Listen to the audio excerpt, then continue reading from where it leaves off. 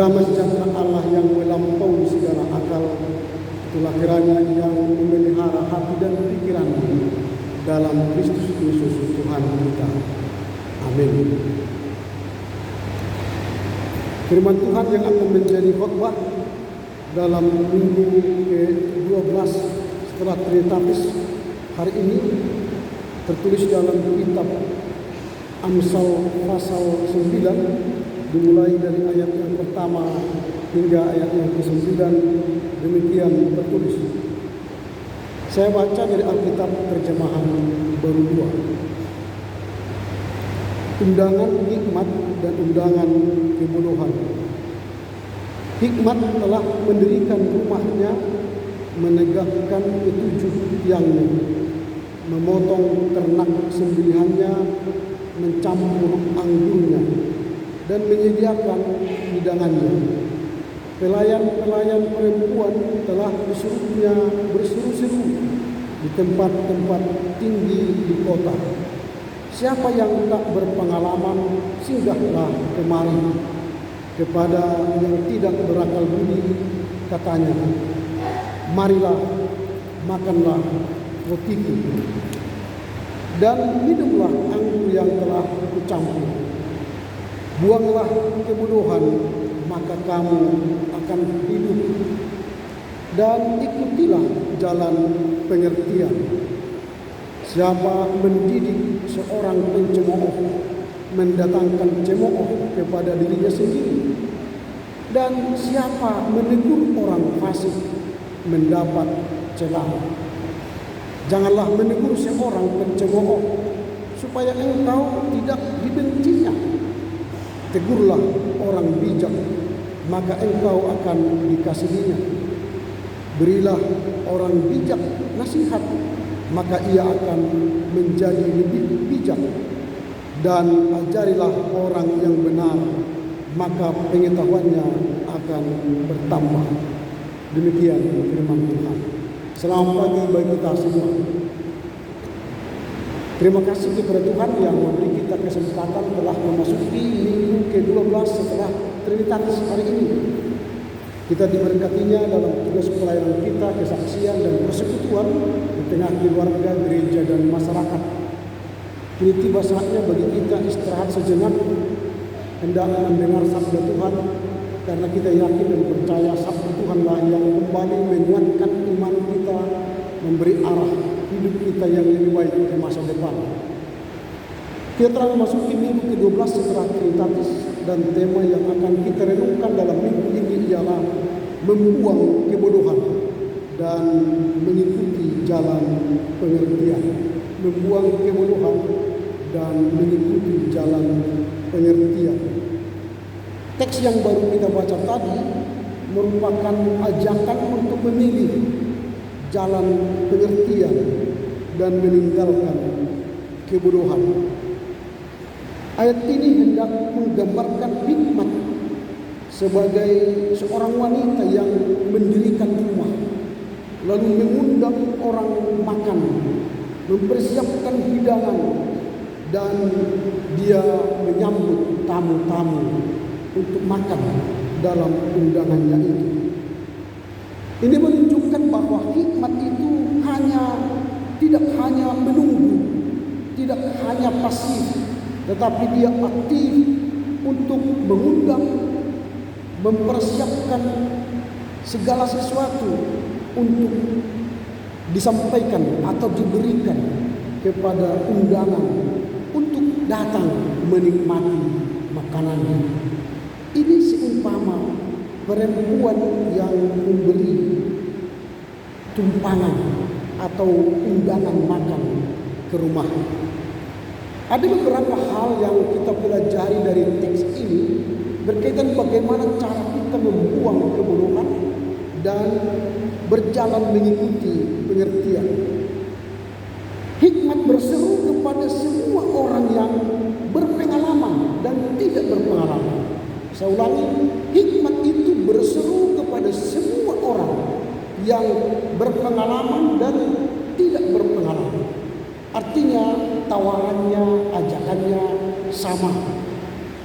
Panggilan kepada kita semua Tidak dipandang bulu status sosial, ekonomi dan pendidikan, entah strata apapun, tetapi semua diundang untuk menikmati hikmat, untuk menikmati hidangan sang hikmat itu. Nah, apa saja yang ditawarkan oleh perempuan yang berhikmat tadi dalam hidangannya? Dia menghidangkan pembelajaran, menghidangkan pertumbuhan iman, menghidangkan pengertian kebijakan dalam kehidupan ini. Maka dalam ayat yang ke-6 dia berkata, buanglah kebodohan, maka kamu akan hidup, dan ikutilah jalan pengertian. Ini hendak mengingatkan kita bahwa kebodohan adalah sesuatu yang harus kita buang. Kebodohan sesuatu yang harus kita buang. Ini penting. Daripada sibuk kita mengusir setan, misalnya kita berdoa dalam nama Yesus, tahu setan. Tak usah capek kita mengusir setan. Yesus dulu sudah menghardik setan, dan setan telah dikalahkan, maut telah dikalahkan oleh Yesus. Jadi tak usah lagi usir-usir setan dari diri kita. Tetapi yang perlu kita usir dari kita sekarang ialah kebodohan. Jadi katakan kepada diri kita, dalam nama Yesus, kuusir kebodohan dari diriku. Itu jauh lebih berhikmat daripada kerja kita mengusir setan-setan. Kalau kita mengusir kebodohan, maka kita akan hidup. Ini yang diingatkan oleh pengamsal kepada kita hari ini. Bagaimana cara mengusir kebodohan itu dalam hidup kita? Nanti akan kita dalam teks ini. Mengikuti jalan pengertian berarti kita harus aktif mencari hikmat. Mengikuti jalan pengertian kita berarti aktif mencari jalan hikmat agar kita beroleh kehidupan. Saya sangat salut tadi kepada murid SMA yang menyanyikan dua lagu sekaligus.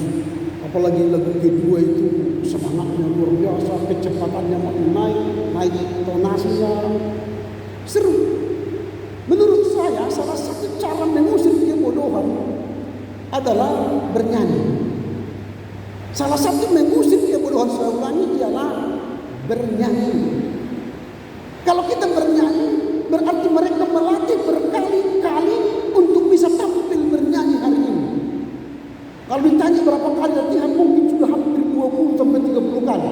Ada 20 sampai 30 kali sampai bisa harmonis dengan konduktor, lalu tanpa melihat teks, menghafal teks, lalu setelah menghafal teks pasti akan lengket di hati untuk mengusir kebodohan dalam dirinya. Ini salah satu mengusir kebodohan ialah bernyanyi.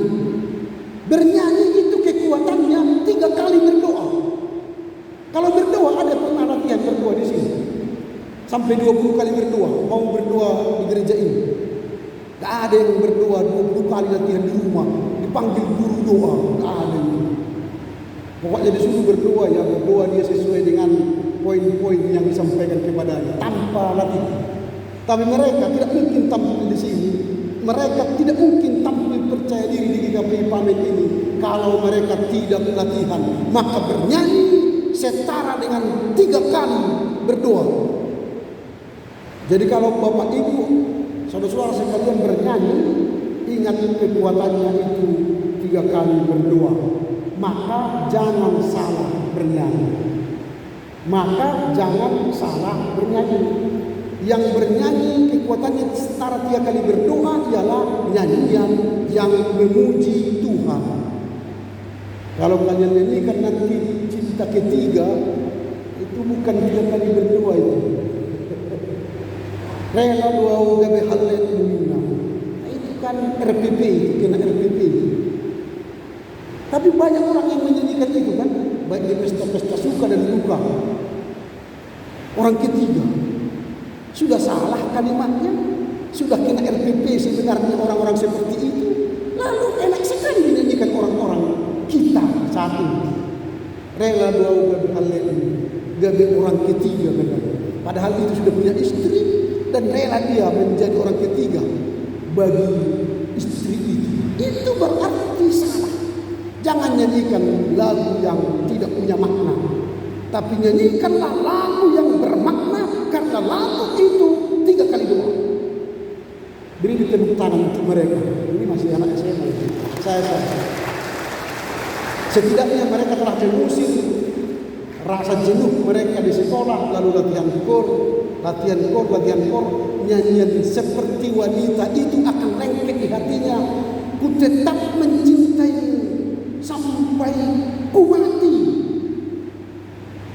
Ku tetap setia untuk melayanimu. Setidaknya mereka sudah berpikir melayani Tuhan itu sampai mati. Sampai mati. Itu mereka lagi membayar. Tapi akhirnya ku tetap setia melayani siapa? Tuhan. Ini kekuatan nyanyian mengusir kebodohan. Maka usirlah kebodohan, maka engkau akan hidup. Itu mengikuti jalan pengertian. Nah, pertanyaan kita sekarang adalah bagaimana cara Salomo untuk mengusir kebodohan dan mau jalan pengertian. Cara yang pertama yang dilakukannya ialah memahami undangan hikmat. Kalau kita baca ayat 1 sampai 3, Salomo memahami undangan hikmat yang disampaikan kepadanya. Seorang wanita mengundang dia, lalu undangan itu dipahaminya, lalu dia mengerti undangan itu, lalu dia akan beroleh hikmat. Dia mengatakan dalam ayat 1 sampai 3 bahwa memahami hikmat itu ialah mendirikan rumah dengan 7 tiang. 7 tiang adalah angka kesempurnaan dalam tradisi Yahudi. Jadi berhikmat berarti dirikanlah dasar yang kokoh dalam hidupmu, dalam hidup kita, sehingga hidup kita tidak mudah goyah. Sehingga orang berhikmat mendirikan imannya dengan kokoh yang kuat. 7 tiang yang kokoh.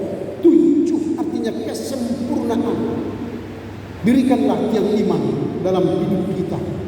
Minimal kalau kita Lutheran, pahamilah 5 ajaran Luther yang menjadi dasar iman kita. Apa itu? Yang pertama, dasar kita, hukum Taurat, doa Bapa kami, perjamuan kudus, dan baptisan. Pahami itu menjadi dasar iman yang kokoh. Kalau kita sudah pahami ajaran Lutheran dengan baik, itu fondasi iman kita, maka kalaupun ada ajaran yang berseliweran di sana, di luar sana, kita tidak mudah digoyah oleh ajaran itu. Kalau dikatakan, ayo kita dibaptis ulang, saya sudah dibaptis di gereja saya. Itu jadi tidak goyang lagi. Kita kokoh menghadapi ajaran di luar sana. Yang kedua, mempersiapkan hidangan. Mempersiapkan hidangan itu ialah mempersiapkan pembelajaran, mempersiapkan pertumbuhan iman, mempersiapkan pengertian yang baik. Jadi kalau kita diundang berkhidmat, untuk berkhidmat, atau diundang setiap minggu datang ke GKPI Pamen ini, berarti di sini kita sedang belajar, sedang bertumbuh iman, sedang menjalani jalan pengertian. Makanya yang ketiga di sini ialah mengundang orang ke tempat-tempat tinggi. Artinya apa? Bukan tinggi di bangun sana maksudnya, bukan. Mengundang orang ke tempat-tempat tinggi berarti dimanapun kita terpanggil untuk menikmati hikmat Allah. Entahkah di kos-kosan, entahkah di pekerjaan, entahkah di rumah, entahkah di masyarakat, dipanggil kita pada hari Minggu untuk datang beribadah kepada Tuhan. Tinggalkan sejenak kesibukan kita, beri waktu menikmati hikmat Tuhan setiap ibadah. Itu yang pertama. Yang kedua, yang dikerjakan Salomo untuk mengusir kebodohan dan mencari jalan hikmat dan pengertian ialah menerima panggilan belajar. Ayat 4 dan 5, kalau kita baca ayat 4 dan 5, itu undangan untuk belajar. Dikatakan siapa yang tidak berpengalaman singgahlah kemari. Artinya siapa yang bodoh datanglah kemari.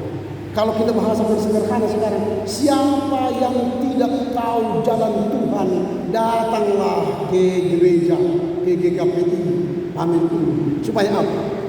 Diberikan hikmat bagi kita. Jadi menerima panggilan. Kita setiap hari dipanggil Tuhan untuk apa? Belajar firman-Nya. Supaya ketika kita belajar firman, kita mendapat pertumbuhan iman dan kita beroleh pengertian dan akhirnya kita beroleh hidup yang kekal. Itu yang kedua, menerima panggilan untuk belajar. Jadi firman Tuhan itu memberi kita proses pembelajaran. Yang ketiga, membuang kebodohan. Ayat 6a, buanglah kebodohan. Buanglah kebodohan itu berarti buanglah ketidaktahuanmu, buanglah kekerasan hatimu, buanglah keenggananmu belajar.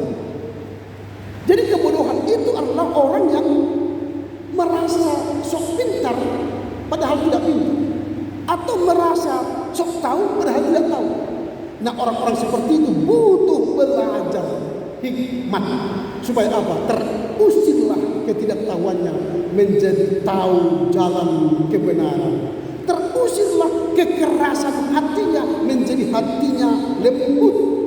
Terusirlah keengganannya belajar menjadi mau pembelajar. Hati-hati kalau tidak mau melembutkan hati kita. Hati itu kalau keras, lama-kelamaan jadi penyakit lever, jadi kanker ya. Jadi kalau ada keras hati di sini, lembutkanlah hari ini. Mulailah ya, tekan emosimu, tekan egomu, bukalah dirimu kepada orang lain, bukalah hatimu kepada firman Tuhan. Setiap hari bacalah teks kitab suci supaya hati kita semakin dilembutkan Tuhan. Kalau makin keras hatimu, perlu ke dokter. Seperti spesialis hati nanti, penyakit leher, nanti dikasih obat pelembut hati yang keras. Itu yang harus kita lakukan. Baru keengganan untuk belajar, maka bukalah hati untuk setia belajar firman Tuhan. Itu yang ketiga, membuang kebodohan. Yang keempat, mengikuti jalan pengertian. Apa yang dimaksud dengan mengikuti jalan pengertian? Ini berarti kita mau membuka hati, mau diajar, mau menerima ajaran, mau bertumbuh bersama orang percaya, mau menerima kehendak Tuhan dan perintah Tuhan. Ini yang penting bagi kita, mengikuti jalan pengertian. Berarti bukan pengertian kita lagi yang kita ikuti, tapi pengertian yang benar bersama dengan Tuhan. Apa yang hendak kita renungkan dalam minggu ke-12 setelah Trinitatis ini? Sehingga kita bawa pulang kabar baik, lalu kita berproses mengeluarkan kebodohan-kebodohan kita, mengikis kebodohan-kebodohan kita, dan mulai berjalan mengikuti jalan pengertian Tuhan. Yang pertama yang hendak kita renungkan dan lakukan, kita bawa pulang ke rumah ialah kesediaan untuk belajar dan bertumbuh. Kesediaan untuk belajar dan bertumbuh. Ada mungkin yang sudah sedang belajar di SMA, di perguruan tinggi, baik negeri swasta, atau yang belajar baik strata S1, S2, S3. Itu bukan maksudnya pembelajaran seperti itu. Itu juga bagus. Tapi pembelajaran yang dimaksud di sini supaya kita berhikmat ialah belajar membaca firman Tuhan pagi, siang, malam, merenungkannya dan menghayati serta melakukan firman Tuhan. Itu yang mau kita bawa pulang. Jadilah pembelajar, artinya jadilah orang-orang yang setia membaca kitab suci. Jika kita ingin sehat, kata peneliti, seringlah membaca. Katanya, orang yang ingin panjang umur, seringlah membaca. Kalau kita membaca, sel otak kita tersambung. Dari 1 juta gigabyte, kalau tidak membaca, sel otak itu tidak tersambung, maka dia akan mati 1 juta sel satu hari. 1 juta sel satu hari. Dan sel otak tidak pernah dicipta ulang di dunia ini. Dia mati begitu saja. Lalu kalau kita tidak gunakan fungsi otak kita membaca, maka dia tidak tersambung. Otak kita setiap hari mati 1 juta sel. Itu sebab orang banyak pikun. Lalu ketika banyak pikun, maka dia tidak bisa panjang umur dan sehat. Maka salah satu cara kita untuk bisa panjang umur dan sehat, baca. Kelebihan membaca Alkitab ialah dengan membaca bacaan lain. Ketika kita membaca Alkitab, hati kita bersukacita, maka tubuh kita lebih berlipat-lipat ganda, sembuh dan sembuh. Orang yang rajin membaca firman akan berbeda gaya hidupnya dengan orang yang agak-agak jarang membaca firman. Jika ingin hidup dan panjang umur, mulailah hari ini belajar membaca kitab suci. Dan jangan hanya berhenti pada membaca, tapi melakukannya. Berbahagialah orang yang mendengar firman Tuhan serta melakukannya. Itu yang pertama. Yang kedua, membuang kebodohan.